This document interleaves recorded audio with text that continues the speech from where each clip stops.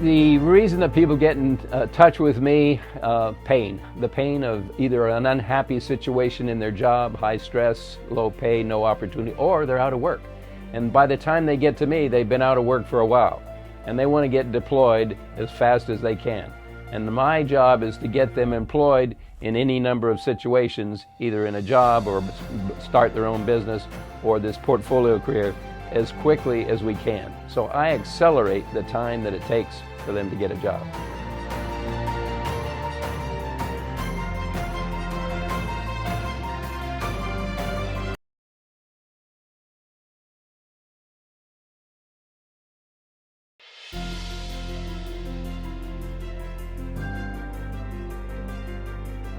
I grew up in the San Francisco Bay Area, an old 49er fan, had a lot of experience as a naval officer, had a radio show back in time, and I lost my job. I had a series of jobs. I was the vice president of human resources in an airline, a commuter airline. Basically, a new chief operating officer came in and I didn't match his criteria and I got dumped. That was the first time I'd ever been out of work. It was painful, it was traumatic, and I was sort of lost for a few weeks. But then I realized I knew a lot about the employment process that I still use today of heavy assessment, helping people figure out what they ought to do. Most people get into their work serendipitously. They don't put a lot of time into that. They get their education and they go with whatever the opportunities that come out. So I came up with a system for evaluating a person's achievements going back to probably age 10 and pulling out of those achievements their inherent skills that show up over and over again. Then I put those skills together with their values, and together we choose a primary job target and then sometimes a secondary, like start or buy a business.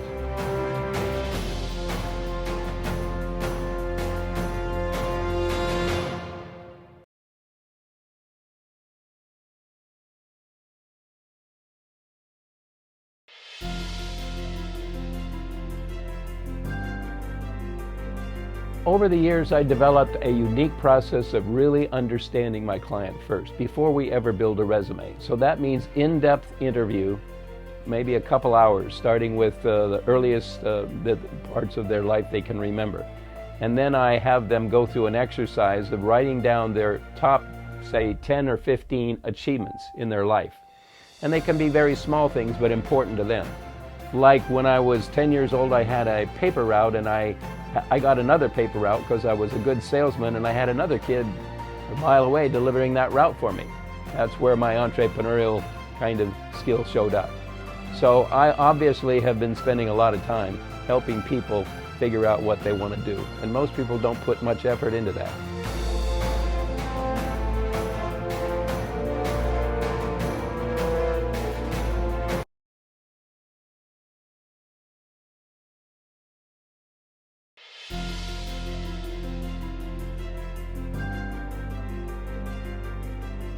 I think the primary benefit here, Dwight, is getting my clients into the right job. Not just getting a job, but getting a job that has legs on it. By that I mean preparing them for the next 15, 20 years. Again, most people take things serendipitously, but by virtue of doing the heavy assessment up front, I get them in not to just the next job, but looking at the next 15, 20 years. Because again, the Gallup poll says a very high percentage of the workforce, maybe 70%, some level of unhappiness. 30% of those very unhappy. That's my target market.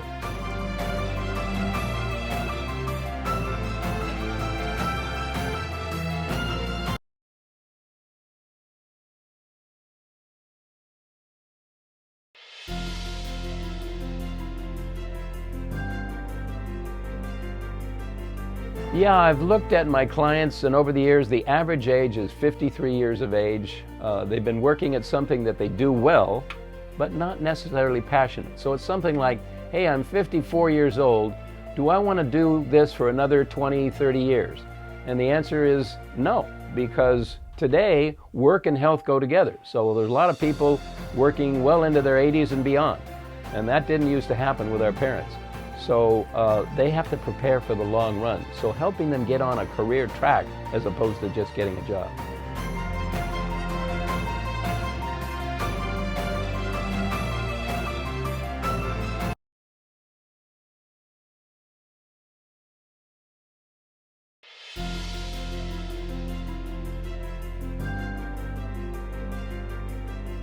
My clients really have three choices. Number one, about 40% of my clients, again, go for a corporate job because they have another shot at that and they figure they've got time to have another one because the average job lasts 2 or 3 years. Second would be, a lot of times people have a business inside of them they don't know. So helping my clients start a business, or in some cases, buying a business. Boomers have been selling businesses for the last 15 years, and there's a lot of opportunity in a small business. That might be right. And then the third thing is help my clients build a portfolio career using their core skills over several activities, platforms.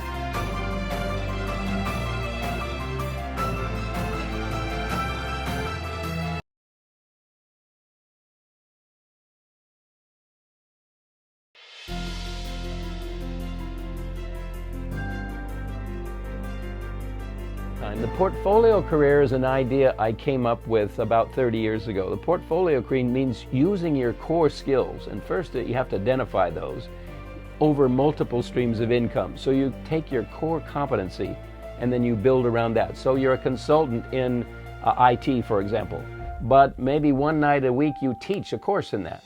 Maybe you also you're a musician and you play the violin in a classical orchestra one night a week. I've got 2 pages of things that I call add-ons. So you have your core consultancy or your core business, and then what are the things that for that individual they can add on. I've got 2 pages, maybe 30 or 40 different things that people have done over the years. Some quite unique, but all really tailored to the skill and the experience that that person has.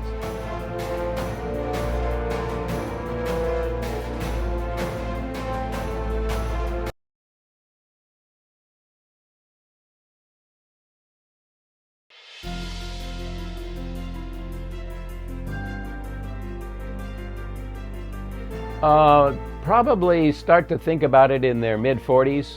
They got to think about the entrepreneurial track because if you're 55, as I said before, that means you've got 25, 30 years of work in front of you. So they have to start thinking about that because you cannot continue to look for jobs. If the average age or the average length of time of a job is 2 to 3 years, if you're 56, if you get a corporate job, you're going to be looking again at 59. So you have to start thinking maybe in your mid-40s about the longer term. How can I fly on my own? How can I create income outside of a corporate job?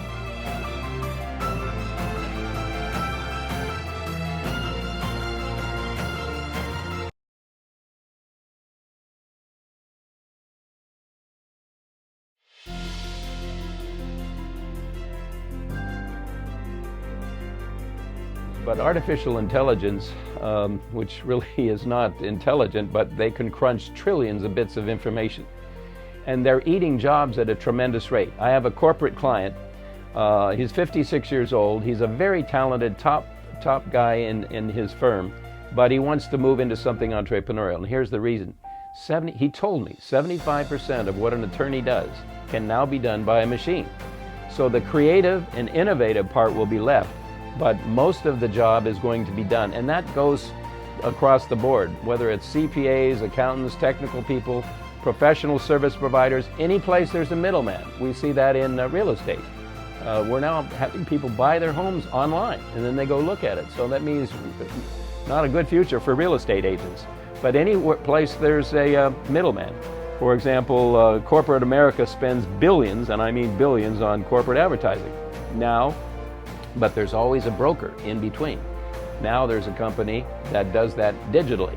So again, you see all of these jobs that I call middlemen, they're going to go away. And artificial intelligence is eating jobs at a tremendous rate. Way back 40 years ago, Richard Nixon talks about a universal basic income. I know it's an anathema to a lot of very conservative people, but if you don't have any jobs, I'm talking maybe 30, 40 years from now, if there aren't enough jobs to support the public, you're going to have some way of supporting people so that they can live. So it's just a fact of life. And artificial intelligence is involved in everything. It's creating all kinds of new industry, new technologies, vertical takeoff and landing vehicles, autonomous cars. It enables so many things. And it is the confluence of many technologies. It's not just AI. It's a lot of technologies coming together that are giving us this hyper change. So we've compacted what would normally take another 100 years probably into the next year or so.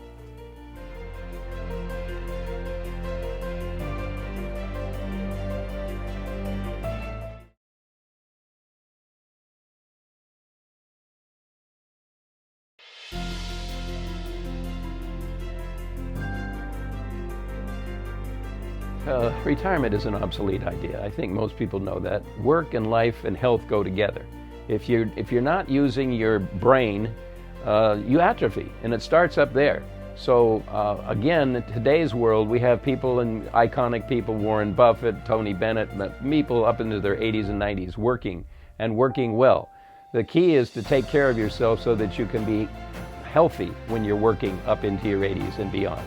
So again, it's a different world, and I tell my clients, don't even use the word retirement, because it sends the wrong message. It says you're no longer a player, you're not very important, you're old. So I just don't allow my clients to use that word.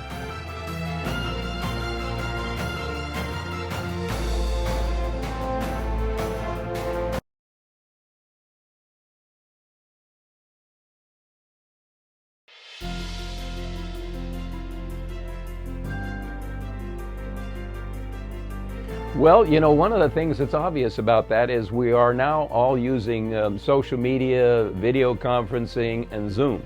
So basically, a good friend of mine, Cherie Kerr, who's a teacher, coach here in Orange County, said, we're all broadcasters. Think about that. So you might want to be thinking about having your own little backdrop in your home office. So many of us work that way. Essentially, we're broadcasters, and that's the first thing. So instead of sending a resume, you're sending a little video clip like we're doing to employers. That's going to take more and more precedent. Resumes are less important. It's more important about what's on your LinkedIn and the video work that you do.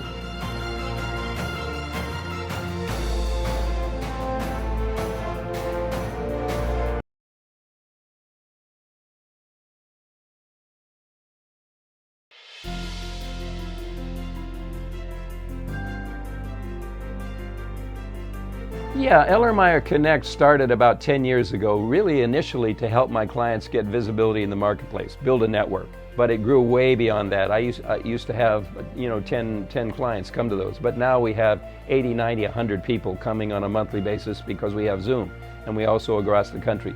The two things are to build relationships and grow your business. You do that by serving others, and the programs, or the monthly program that we have, is like a magazine. So you've got 10 minutes of this, like an economic report, maybe a global update, then the main speaker, maybe on a subject that's current, like we mentioned artificial intelligence, and then we have the breakout groups, where you get up close and personal with 5 or 6 people.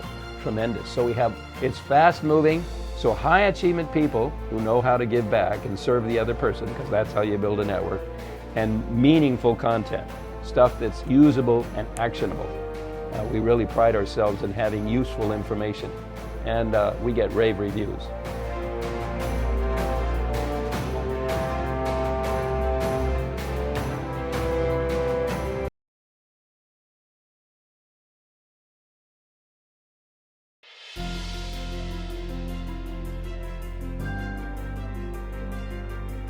Yeah, the typical client, or the typical attendee of an Ellermeyer Connect virtual breakfast, if you will, is a professional service provider, probably usually ex-corporate person who now has their own business, or they're entrepreneurial, have their own little business. So these people are coming together to be in support of each other, to grow their business, to get connected, and to use these opportunities to bring in, help us bring in meaningful content. The people that come to these meetings often will suggest the speaker. So we have terrific content on all the technologies that are going on today. On health, we had a terrific speaker on cardiology, heart health, the wearables and sensors. We've got a speaker coming up on genomics. We have a person that's going to be speaking about stem cell technology and exomes, which can be used to regenerate brain injuries from football or boxing, that type of thing. So we're looking for meaningful, actually usable content, and we do that by bringing good people together that want to build their network and grow their business. Dwight, the Ellermeyer Connect meetings are all done by personal introduction. If people get in touch with me, I have a cup of coffee, I evaluate them, and basically, invite them to come on board. If they're interested in helping others and helping themselves, and they're relationship oriented and they're not about me, I invite them.